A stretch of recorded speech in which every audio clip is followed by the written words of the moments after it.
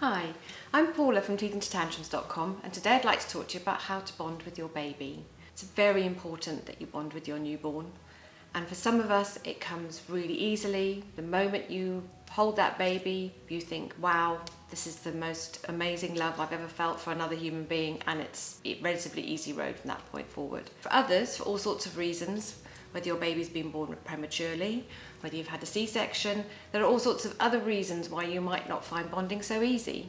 Parenting can be really tough, and if you bond with your baby, it makes it so much easier for you to endure those sleepless nights, all the crying and the colic, and bonding and that unconditional love makes all those things easier to get through, because at the end of it, it's just this love for your baby and you'll do whatever it takes. So today I want to share with you some of the top tips and the activities that I think are going to get you on the road to bonding with your baby. Whether you're having problems or not, there's some still great ideas here for you to enjoy your baby's time. So, what are some of the best ways that we can bond with our baby? This sort of gets broken down into two categories really. There are the obvious things that you're going to do with your baby on a daily basis, and we'll get into those in a minute. But then there's the other often overlooked side of things that are about looking after you. If you are caring for yourself, you have a better chance of bonding with your baby. And so we're going to look at some of the things that you can do to help in that area as well.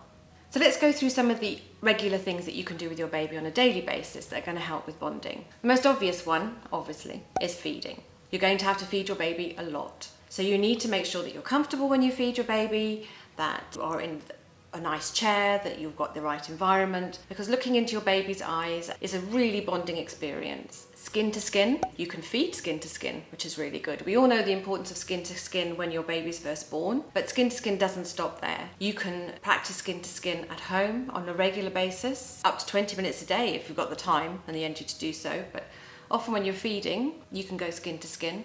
It has been proven that going skin to skin when you feed your baby can help with postpartum depression, because it helps to release the hormones in your body that make you feel good. So it's more likely to help develop the bonding process that way. And if you've got a premature baby, skin to skin contact is also incredibly important. Even if you're just holding their hand in an incubator, you can still bond with your baby. So then we have kissing and cuddling. That's the easy one. We all love to kiss and cuddle our babies, and in the early weeks there is nothing wrong with doing it as much as you possibly want to. You just kiss and cuddle, cradle your baby, they fall asleep on you, it's fine. This is all about bonding, and that's the most important thing you must be concentrating on right now. You could also have a go at baby massage. There are great videos out there that show you how to do it, or you can even take a class. Babies really seem to respond to baby massage. It keeps them calm, and it's proven to be a great help if your baby's colicky. Read a book together. That may sound a bit far-fetched when they're so tiny, but trust me, you can never introduce books too early to your baby. And there's a list of my favourite books for babies on teethingtotantrums.com if you want some ideas. But sitting and looking at a book with your baby is another wonderfully bonding experience. Have fun.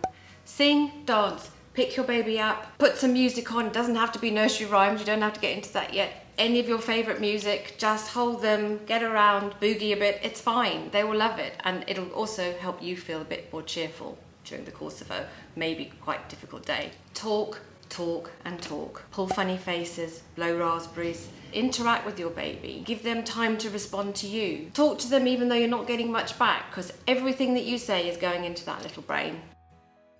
So now we come to what I think is equally as important as the activities I've just spoken about, and that's looking after you and what you can do to help yourself be a better parent. And a better parent and more relaxed parent is in a better position to bond. As much as this might sound daunting, I really advocate that you should get out about every day as soon as you're able, even if it's just for a walk around the block. Staying inside those four walls with your baby day after day is not good for either of you. You don't have to look like $1 million. You're always going to have super mum down the road who looks like she's just popped out of a magazine. Don't put pressure on yourself. Just get wrapped up if it's winter, or if it's not, you can even just go out and sit in the garden, but it's really important to get outside every day and let others help. A baby is not just yours. A baby belongs to family, belongs to friends. Let your mother or mother-in-law come over and cook a meal. Let your partner give your baby a feed. If you're breastfeeding, express milk so that you get one night a week where you can sleep all night. Just allow others to help. Don't stress about the housework either, not in the early days. Your main job is to be well rested, well cared for, so that you can look after your baby. Another good thing is to keep a nice baby journal. You will be surprised how quickly those first weeks and months go, and then you look back and you think, where did that tiny thing go? I've got hardly any photographs. I can't remember what time they smiled or when they smiled. I can't remember the first time they turned and looked at a rattle or anything. I mean, it's all such a blur because you're quite exhausted. So journal's a really great thing to have. And linked to that, you should never stress about your baby's milestones ever. But the best way not to do that is to be well informed. If you pop over to teethingtotantrums.com, or we'll put a link in the description box below, you can download my free developmental checklist. It's a great way just to keep up to date what you expect your baby to be doing, and then how to respond when they are doing those things, and make sure that you can create a healthy developmental environment for your baby so they've got the potential to be the best they possibly can be. Finally, this is a bit of a mantra for me, have a basic routine. I do not expect you to have the perfect routine when your baby's first born, but it is quite important that you have some sort of routine in your day, especially at the beginning and at the end of it. So as soon as you can start changing the speed of your day at the end, winding it down a bit, making sure that your baby's in a quiet environment, encouraging them to sleep more. I mean, we'll talk about these things a lot more in different videos, but try and have some form of basic routine. I know it's tough. Being a new mum is probably one of the hardest things you'll ever do, and you are totally unprepared for it. Even if you think you are, it's going to change your life completely. But I hope that these things can help you.